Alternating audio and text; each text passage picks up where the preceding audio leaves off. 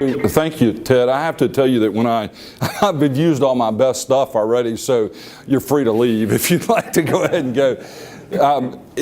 It's one thing that's it's awkward is the more I do this is that, you know, when I started doing this 15 years ago, nobody had cell phones, nobody had cameras, things like that. And my first experience doing this was when a friend of mine, a doctor, asked me to come speak to her leadership group. And this was a good while ago, and I was a little reluctant to do it. I thought, hey, you want me to talk about banking and we talk about finance? I don't want to talk about that. I got to do that all day, every day. Name's Ann Penny, and I said, well, we finally decided that I would talk about leadership. Coaching is a model for leadership. And I was living in Auburn, Alabama back then.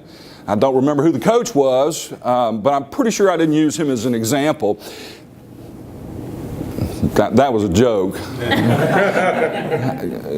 I'm sorry, sir. I actually went to a lot of Auburn games and pulled for them for a long time until I had a conversion experience. So anyway, Dr. Penny would call me, and we were working on how to go, you know, for what I was supposed to do. And I was the president of this little bank down in Auburn, Alabama. And I'd talk to her one day, and then I'd go tell my secretary that, you know, I've got to go see Dr. Penny, and I'll be back in an hour. And then I'd come back in, and she'd call. And one day, Beth, my secretary, who's about, you know, she's about 5 feet tall, barely, and she walked in my office and she said, Mr. Owens, I'm worried about you. And I said, well, Beth, that's kind. What is it you're worried about me? And she said, well, I know you've been going to see Dr. Penny a lot. You've been talking to her a lot, and I'm concerned about that.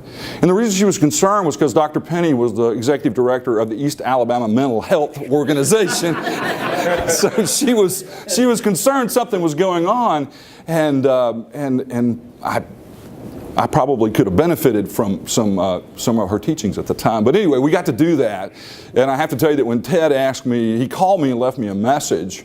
He just said, Mr. Ted Phillips, would you please call me back? And I did. And I have to admit, the first thought I had was, God, did I pay my power bill? I was like, because I travel some, and every now and then I get a little busy, and I've gotten one of those sweet little love letters once before in my life when I walked in the front door, and it said, you know, kind of one of those pay now or sit in the dark for a week, and I don't want to sit in the dark. We'll get you on a bank draft before you leave. That's right. That's right. So I'm Jim Owens. I'm here today for you guys. One of the things that I learned from Vinny Bowles, who I've heard has spoken to you before, Vinny talks about, as a speaker, you need to be there for the group, not for yourself. And so I'm here for you, not for myself. I really got up this morning, and you know, it was pouring down rain when I walked down on the porch, and I thought, you know, I just don't know how these guys are going to be. And I can already tell you're alert, you're engaged, and I appreciate it very much. So when I get to talk to groups, I often talk about leadership, I talk about change, I talk about resiliency. And this morning we're going to talk a little bit about leadership, and we're going to talk about resiliency and how to build it. So what I hope to do is entertain you a little bit, maybe I've done that already, educate you a little bit, and challenge you to ask some questions about your own life. You're going to get a little different take on this idea of leadership from a different perspective. And I would ask you, first of all, what do you think leadership is? Anybody want to take a stab at it? I think Tim probably does. Tony? Are you sure it's not Tim? No. You told me it was earlier. You're messing with me. Tony, I am so sorry. Is there a Tim in the room? Tim, would you answer? What do you think leadership is? What do you think of when you think of leadership?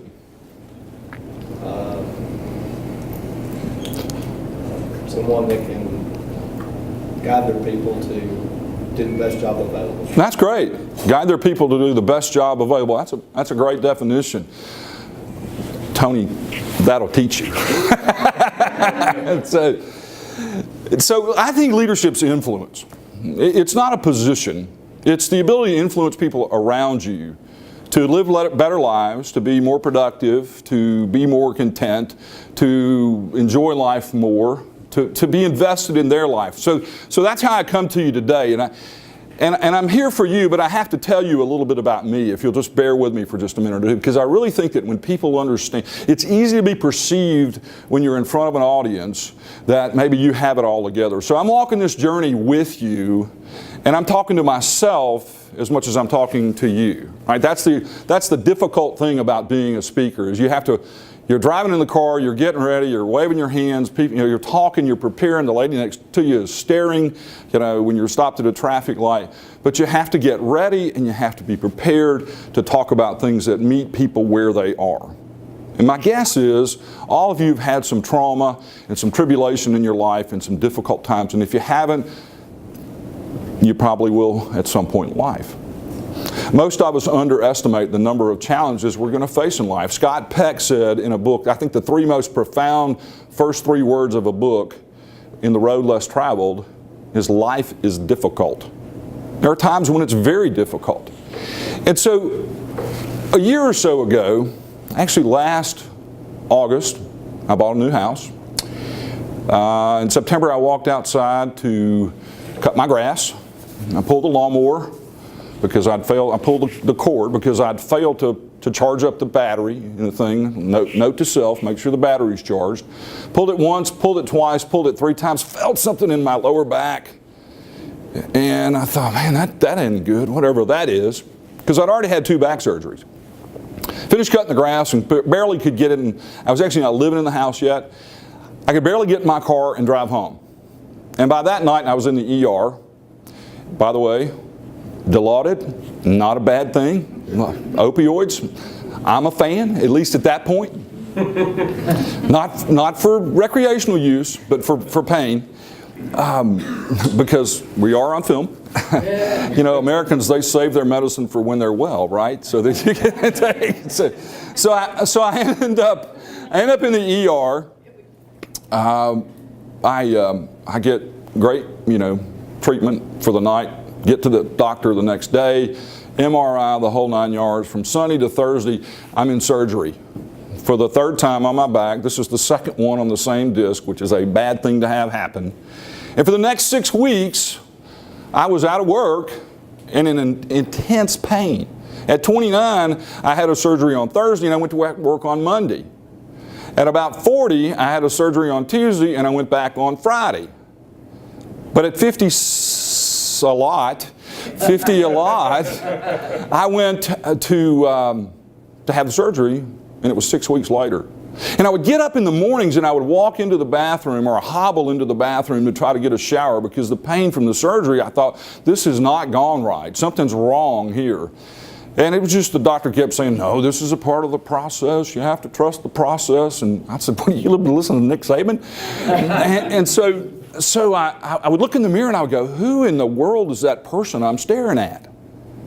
There was an old man staring me back in the face, a tired guy, a guy who was thinking, what is the rest of my life going to be like if I'm going to go through this again?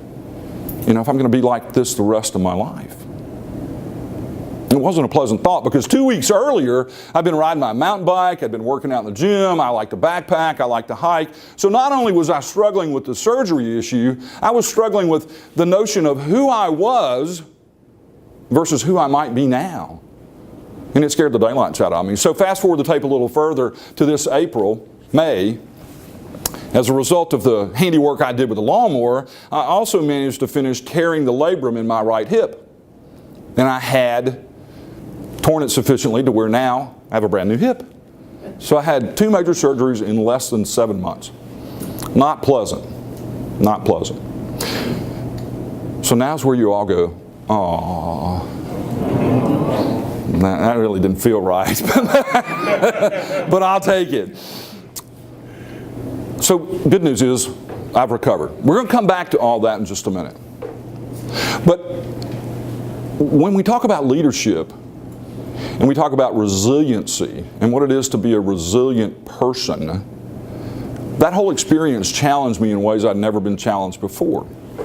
So when I talk to people about leadership being its influence, it's helping people do a better job, it's helping people lead better lives, one of the things I tell people is not everyone is called to the kind of sacrifice and world-changing type of activity. Let's say Mother Teresa, we all know who Mother Teresa is, right? She served the sick and poor and dying in Calcutta.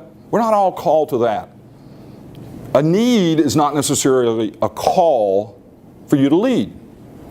Leadership can be things that you do right here this morning. It can be how you walk in a room and brighten it. Or in some cases, how you walk out of a room and brighten the one you just left, right? I mean, there are people like that in our lives. Leadership is the ability to kind of anticipate the future that people want to lead, the lives they want to lead, and help them get there. It's about helping other people. Zig Ziglar said that if you help, you can have anything in the world you want if you just help everyone else get what they want. I think that's pretty profound. And so you have the opportunity every day to do that. But with the challenges that you face, the journey that you're on, and I keep using the word journey because the book I brought this morning is a journey about a young man who has to decide what kind of person he wants to be after a fairly traumatic experience. He has to decide how he wants to respond to the world, and quite frankly, he doesn't respond very well early on in his life. So you have the chance in your difficulties and your trials to respond rather than react. And I just, yeah, right. Thank you, Tony. Yesterday I was talking to a group. You'll get a kick out of this. I'm talking, I'm engaged, and there's a big old guy in the corner, and he's looking at his phone. He goes, no, right in the middle of my talk. And of course, and so he's not here today. I was a little concerned. But of course, it was an interesting point of engagement if you're a speaker. And one of those moments where you go, am I boring them to death or what? And he'd run into a challenge. He'd run into something that he had just seen on his phone that was going to be a trial for him. So we took a minute and we talked to him and encouraged him, and then we asked him to leave the room. Again, a joke. Thank you. So he was facing a trial. And so I asked myself, and I ask you today, how do you prepare to lead in difficult times? How do you prepare to respond to the things in your life rather than react? Reaction is a little kid sees a ball going through the street, and what does he do? He chases it, right? A response is he walks up to the curb, he looks left, he looks right. Wait a minute, is that the right way? You look left and right? Yeah, okay. We're not in Europe. So he looks left, and then he walks out to retrieve the ball. But we're so caught up in our activity and in the noise of our world, we're not human doings. What are we? We're human beings. So what I like to talk to people about in my organizational development practice, in culture work that I do in companies, and in one-on-one coaching with people, is I like to talk to them about the difference between your who and your do. You see, all the things in your life that are your do, right, the things that are waiting on you, the list of things, right, all of you have things on your mind right now. You're either faking it really well by paying attention to me, or your minds are somewhere else thinking about what you got to do today, what you're going to do this weekend, what football games you're going to watch. Have you got the chicken wings and the beer and the Coke and all the things that you need? Or I've got to get out of here and I've got to write that report. And we stop being human beings. We're wrapped up in being human doings. So how do we fix that?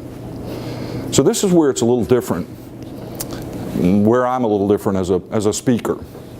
Because oftentimes as leadership speakers go, and they're all brilliant, many of them are brilliant, Vinny's particularly brilliant. Following him, I'm kind of like, ay. If you pay attention to your heart, now I'm not talking about the thing that throbs in your chest. I'm talking about your mental, your physical, your spiritual, and your emotional substance. All the things that add up to who you are. And even from a young age, many of us have that drummed out of us, right? We have expectations from our parents, from our friends, and from that little voice inside our head that says, I should be a certain way. I used to describe myself as, and I still do this sometimes, as a trained circus monkey, right? If you'll just throw me a peanut, I'll do whatever it takes to make you like me. But perhaps that's because I'm an only child. You too. Are you? I knew I liked you, Tony. I love you. Even though your name's not Tim. By the way, I haven't told you all, I typically, apparently it's come out before, this is usually what I call the baptismal row. Because when I get really excited, I spit. So if you see you're nodding like I've already done it. Have I done it already? So, and she won't say anything. What's your name? Melissa. See me after the meeting, okay? But you have to pay attention to your heart. You have to pay attention. And oftentimes leadership is service, right? We can describe a servant leader. And I think that's brilliant, that we do serve one another. You know, when we die, most of us are not going to lay on our deathbeds and want our plaques and our trophies and our high school ring and our letter jackets or whatever. That's not what we're going to want around us. We're going to want the people that we care about to be with us and to remember us well. And we're imperfect at it, and people will remember us differently than we want to be remembered sometimes. But you have the opportunity right now to start changing any of those things that you might want to change by paying attention to your heart. By not just serving other people, not being selfish, but serving yourself. You see, by serving yourself, by paying attention to what's going on with your body. Now, I'm not here to tell everybody that you should lose 50 pounds and go work out, but here's what are some of the things that I think you should think about. Sleep. How many of you got 7 to 8 hours of sleep last night? Great. Some of you are catching up right now. I can tell. 7 to 8 hours of sleep is what most of us need. And as a community of Americans, we don't get that much sleep on average. We struggle. But there are things you can do to help yourself sleep better. You can turn off the television at 7 o'clock or 8 o'clock or maybe even 9 o'clock. You can have an established time to go to bed. You can turn off what's the last thing you do before you go to bed? Most of you. The last thing before you turn the light out, be honest. Check your phone, right? First thing you do when you get up? Check your phone, right? Because something important might have happened in the middle of the night. I might have finally won that $1 million that Nigerian prince that was going to send me $1 million by email has finally figured out how to get it to me. Sleep, and the amount of sleep you get, is heavily related to morbidity. It's one of the defining factors of just how long you're going to be here on this planet. It affects your creativity. It affects your energy. Patton said, I think it was Patton, I've said things before and I've been corrected. So if I'm wrong, I apologize, but the notion here is that what he said, or whoever said it, is that fatigue makes cowards of us all. Right? When you're tired, late Friday afternoon, when I was married, and I was married for a long time to a wonderful woman who I have great respect for, we had an agreement. I didn't come home on Friday afternoon until I had a snack, because I was tired and I was usually hungry. And when I'm tired and hungry, I'm not very fun to be around. So our diet, what we eat, affects our body. When we eat affects our body. It affects how we feel. It affects our creativity. It affects our mental acuity. It affects our attitude.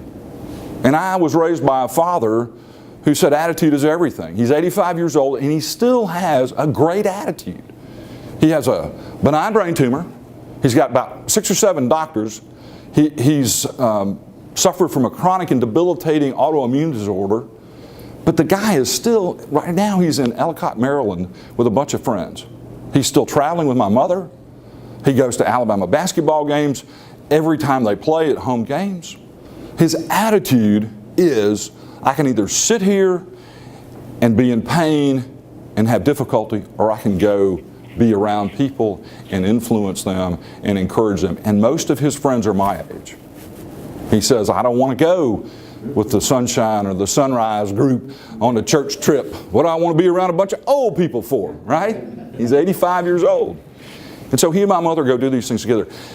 He takes as much care of himself as he can. So sleep and your diet and your routines can dramatically impact your productivity. If you pay attention to yourself spiritually, and I don't just mean going to church or going to synagogue or going to your mosque or however you worship in whatever faith tradition you're in. I'm talking about your inside life, your inner life, what goes on inside of you. It could be meditation. It could be being in nature. It could be walking through the woods and listening to the birds sing. It could be listening to music.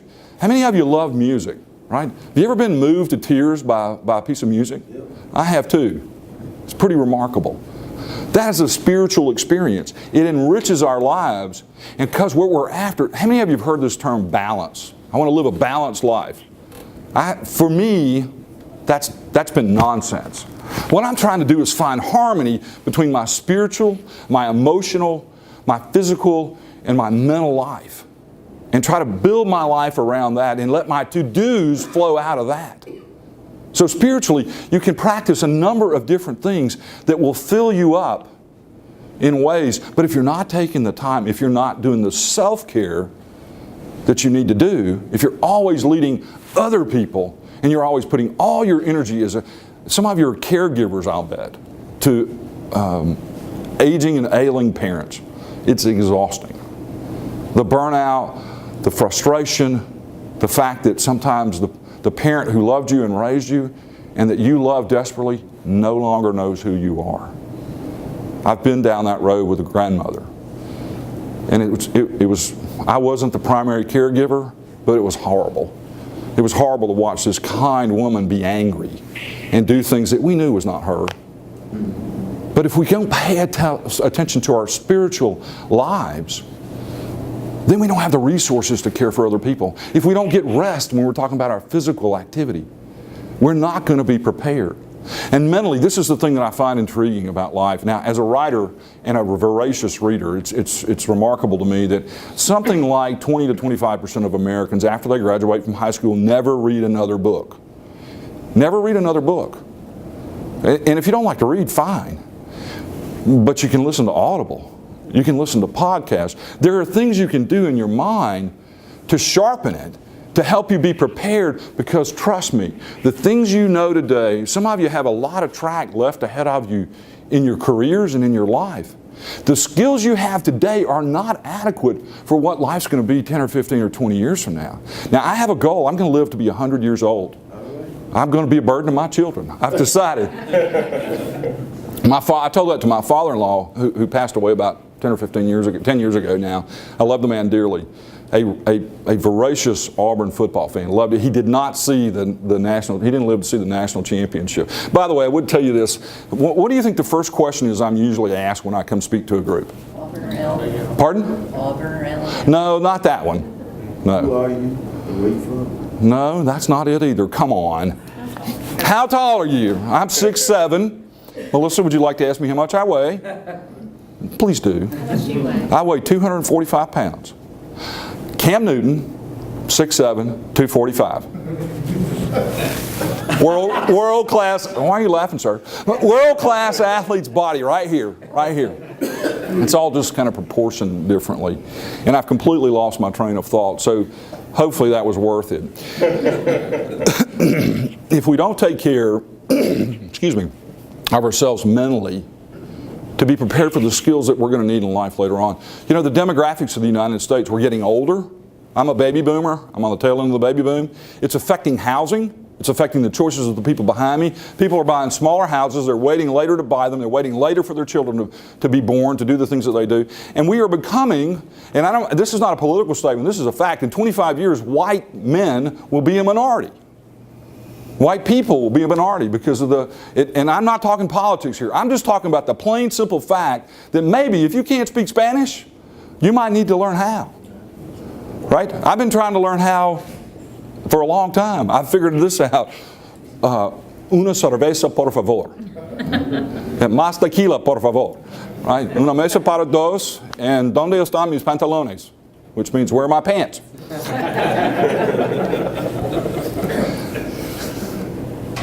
We don't all have the skills we need to live the lives we desire to live.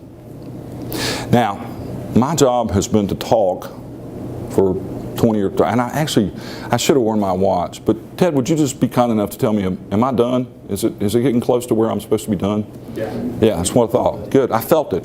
I felt it. The thing I want to leave you with today and wrap this up with is, how did I get through the trauma and the struggle that I had last fall and early this year. And if I hadn't been prepared, and I didn't really even realize I was preparing, I was just trying to live life the way I felt was best for my heart.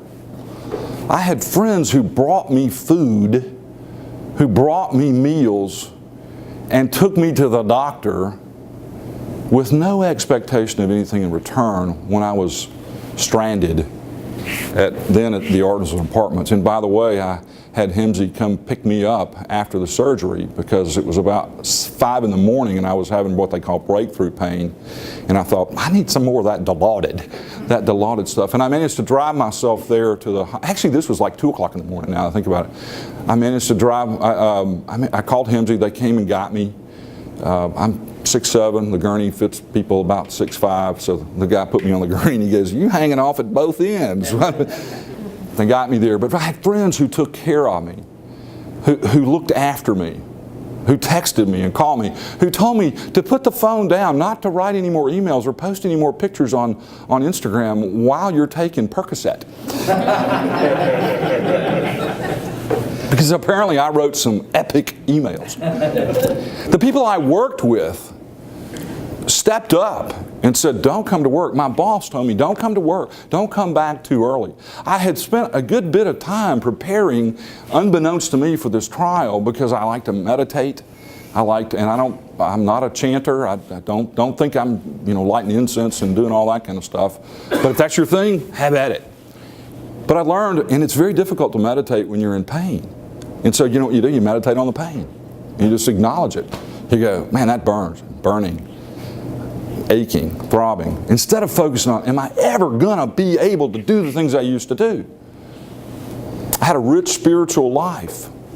I had books to read. I looked at that time and I said, I'm going to take this time and invest it for a return so that when I'm out of here, maybe I can share this experience with other people. And vocationally and mentally, I was able to learn some new things that hopefully will equip me for the future. Life is difficult. Leadership isn't always fun. Sometimes it feels like, man, I'm going for a long walk and nobody's following. Well, maybe if you'll take the time, and a woman asked me yesterday, well, how do you lead people who are leaders? I said, you ask them what's important to them. And that's really, to me, the two questions I would leave you with today are to ask yourself, what's important to me? And I guess maybe three. What's important to me? What do I need to do to find harmony in my life? And what's important to the people around me? And if you'll do those things, you'll serve yourself, you'll be a more effective leader, and you'll have a lot more fun. And I've had fun this morning. Thank you very much for your attention. I know it's an early Friday morning in tropical North Alabama. And I'm going to go home and make sure I paid my power bill this month. So, thank you.